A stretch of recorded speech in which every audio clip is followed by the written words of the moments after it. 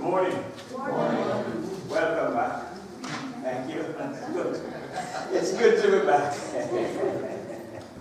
Good to be back. Had a good week in Memphis, Parliament, great city of the King of Rock, or whatever.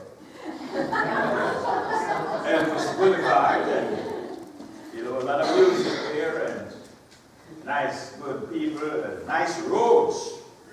Oh, beautiful roads. We need to learn from the Midwest how to do roads. Yeah. Well, we had a great week, had a good time at the spiritual sword lectureship. And, it's nice to sit and listen to, I think it was about 29 speakers over a 4-day period. And if that doesn't help your spirituality, you're in really bad shape. So I feel quite excited and, lifted about it. So we continue the book of James. We've been preaching through that in several weeks. I was a little nervous about preaching this lesson on what the New Testament has to say to the rich, especially in this time when Washington seems to be having some difficulties coming to appreciate the dynamics of a nation of about 350 million people. And we as citizens, of course, we are influenced by the news media, if we allow ourselves to, which most of us do. We are influenced by the commentators and the different persons who they have different kind of pulpits each day of the week, and they are strong, opinionated individuals. They are on both sides about the divide in the country right now, which seems to be divided between two political persuasions.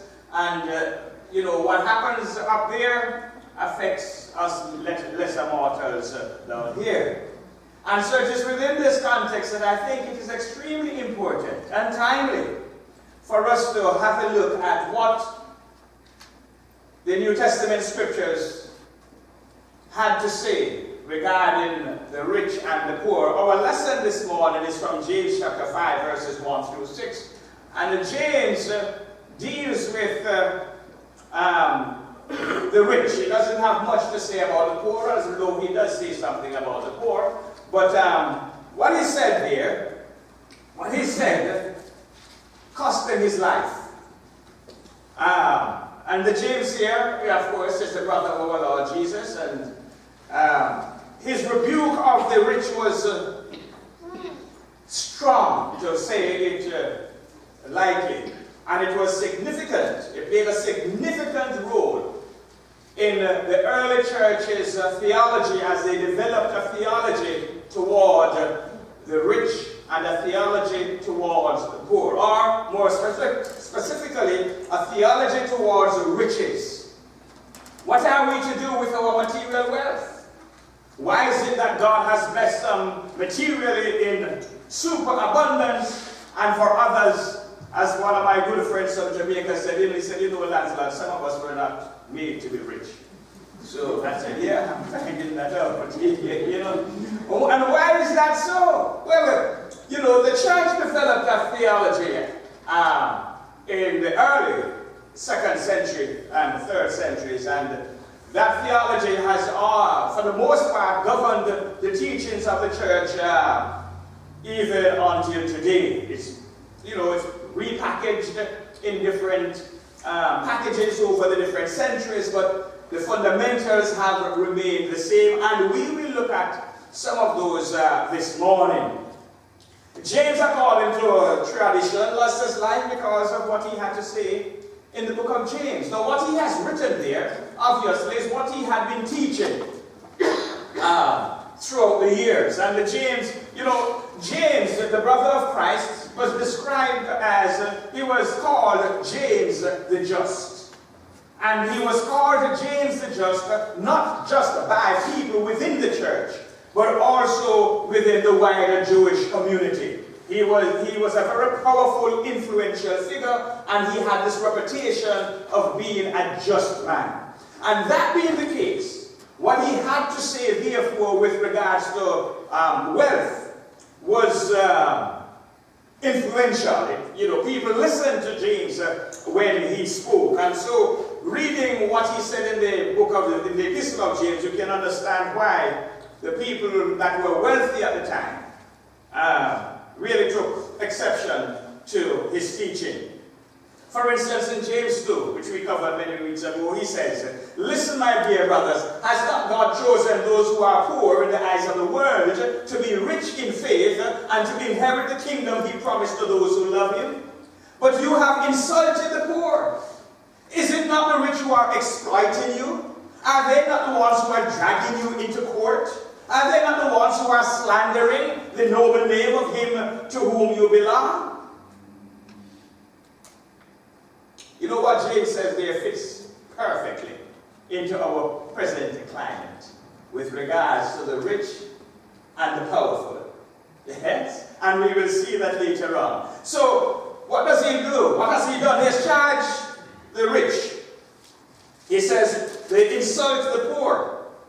They use them as means, not ends. In other words, the poor are a means to an end. The poor are here to supply labor for the rich and powerful to become more rich and more powerful. And the poor will get poorer. That's essentially what he's saying there, that the upward mobility of the individuals who start out at the bottom has become and is becoming more and more difficult. It's sort of like in the very ancient world in Greece, or even today in parts of the world like India, Pakistan, China and all that. If you are born poor, more than likely you will die poor.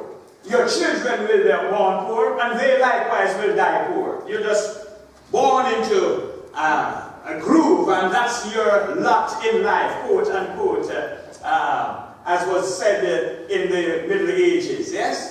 So James says that the rich were exploiting the poor. There was no justice in the courts for the poor. The justice system is a peculiar system. And even in this country, which probably has the best of all the court systems in the world, and our court system, many have said, is broken, and even this broken system is far better than what we have in many other places for the world. But the laws that the court tend to enforce, these laws were made for the rich, by the rich, to protect the rich. It's a strange thing. You see that in some parts of the world that it is just so strange. I recall once driving through a section of Jamaica, and it was in the night, early morning actually, somewhere about 2 a.m. And I'm alone as a driver on the road. Very nice, clean, straight, nice road. So I was getting along on the road, clip and making my way to Kingston. And then suddenly, I came upon this herd of cattle in the road, sleeping. I said, wow. And then, it scared me. So when I got Kingston, I made some inquiries and reported it and tried to investigate who are the owners of all of this cattle here. And then I realized that the owners owned the road. And so they were, technically, I was trespassing on the cattle's property. And so they had the right to sleep in the road whenever they so choose. That was the law. Well, why was that law so structured? Because the law was made for the cattle owners. And they certainly did not want to be liable for anyone driving on the street, hitting one of their animals, and suffer damage. That's what we mean by the laws were made by the rich, for the rich, to protect the rich. And so this is in line of what James says here, that there is no justice in the court system, and we can spend a lot of time on that.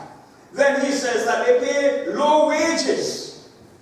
Well, before we get to low wages, he said they forge their wealth. the hoarding of wealth. We don't use that term today. We say we just have a good retirement income, or we have good IRAs or investments and all of that. But when you think of the money that is invested, that we have sitting there, what is it doing? It's just there, accumulating in good times more wealth.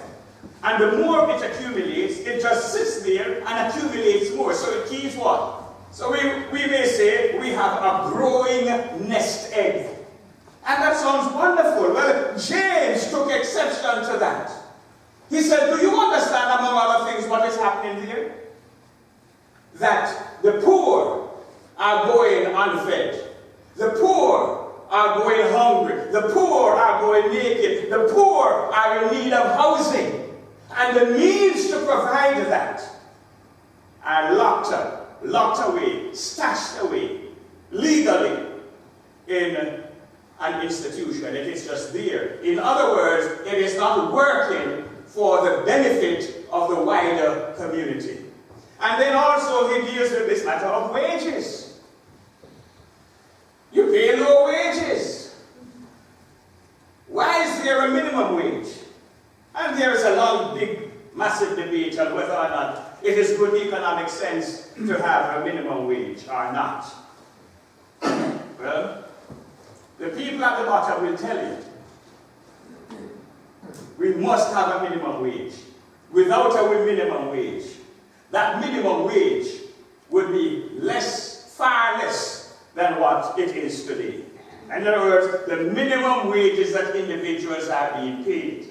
Of course, you will have the exceptions where there will be employers who will be concerned about their workers and pay a little bit more. But in the majority of cases, the last 100 or more years have shown us that individuals, rich and powerful, they pay what they can get away with. And when it is left up to them to pay a wages, it becomes really low.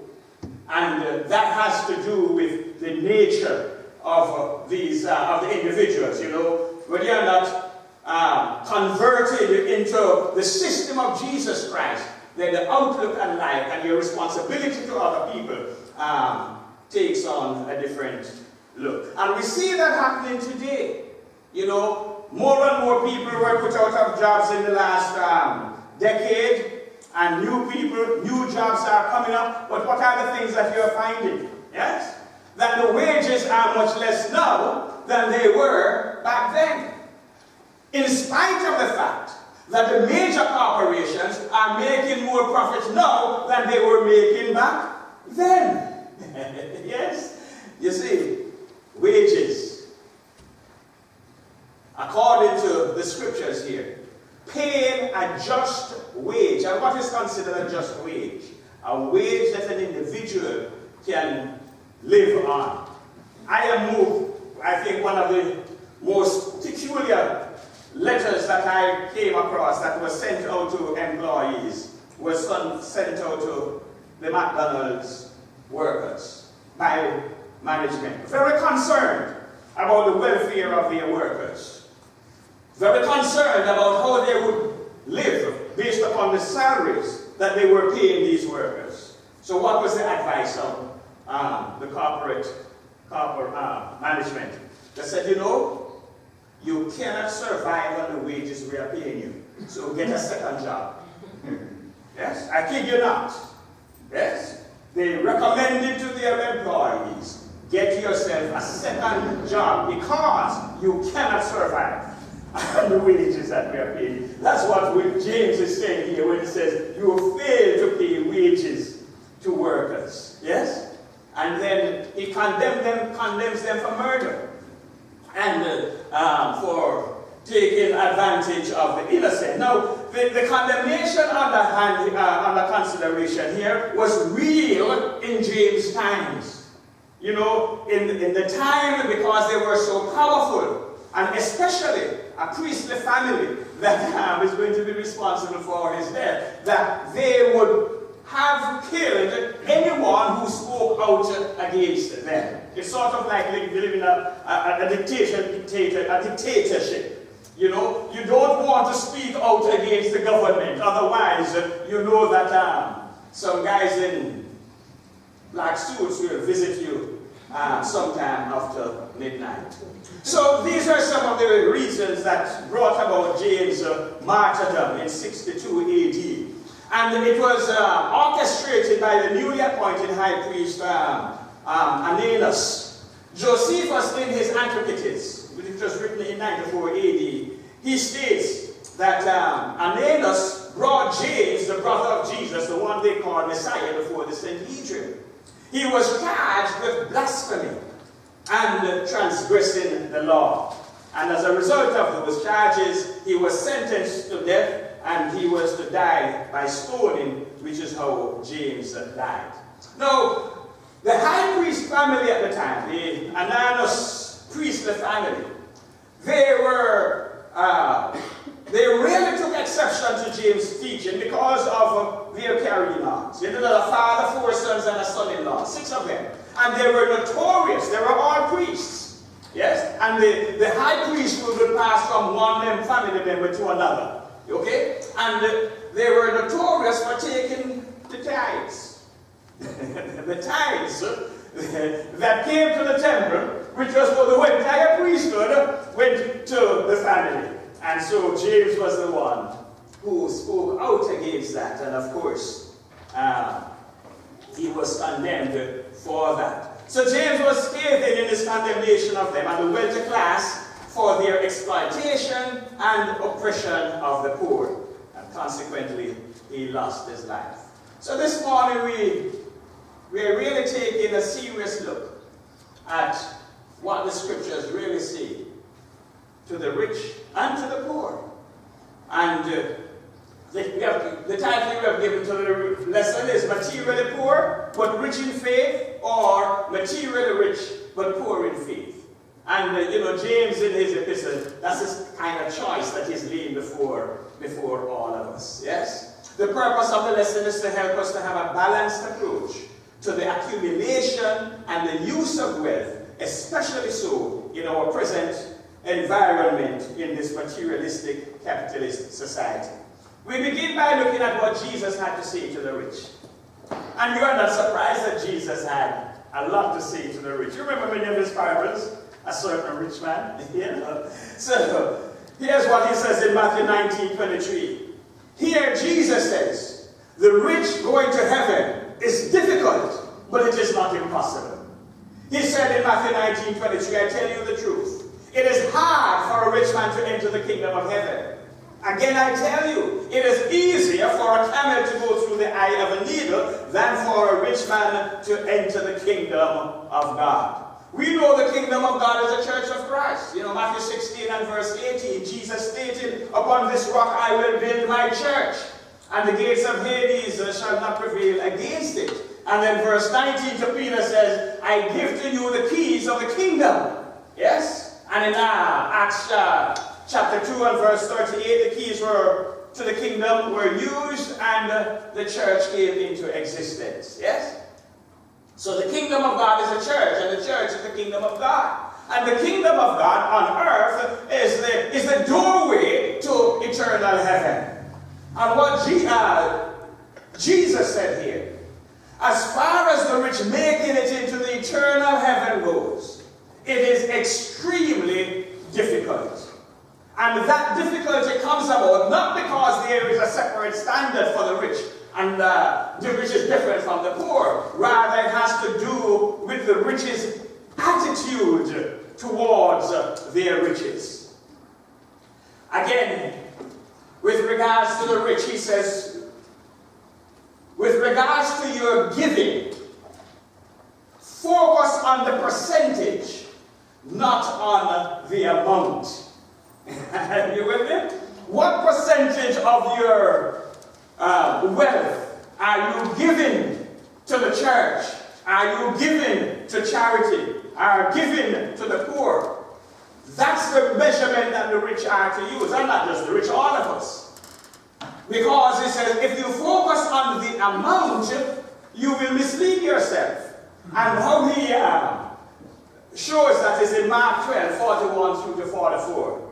Jesus sat down opposite the place where the offerings were put and watched the crowd putting their money into the temple treasury. Many rich people threw in large amounts. But a poor widow came and put in 2 very small copper coins. You know, the King James says 2 mites, worth only a fraction of a penny. Calling his disciples to him, Jesus said, I tell you the truth. This poor woman has put more into the treasury than all the others. They all gave out of their wealth, but she out of her poverty put in everything, all she had to live on. Now, you know, if you observe in the previous verse here, that it says that the rich threw in, verse 41, the last section there, the rich threw into the treasury large amounts. Large amounts. Yeah. But the large amount that they put into the treasury was not large enough. Why? When taken as a percentage of what they were able to do, then obviously they could have given much more. As against now, that widow who had 2 mites or 2 copper pennies or 2 coins worth very little, she is elevated not because of the worth of what she gave, but because of what she gave meant to her. You know what I'm saying to you? In other words, you know, in today's world, when I just started going to church, I used to, my giving at the time was equivalent to what is today 5 cents. 5 cents. It was a 6 pence. Yeah? British